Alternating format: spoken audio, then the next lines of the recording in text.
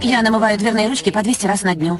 Когда я слышу, что дети ходят по комнатам, то поднимаюсь и иду протирать ручки там, где они побывали. 39-летняя Луиза из Ройстона, графства Хортфордшир, мать двоих детей, тратит по 8 часов в день на уборку их трехкомнатного дома. Я стремлюсь к безупречности, и мой дом безупречен в любое время суток. В случае пожара мне будет не стыдно за него. Луизе поставили диагноз обсессивно-компульсивное расстройство в 2011 году. Она тратит по 200 фунтов в месяц только на чистящие средства.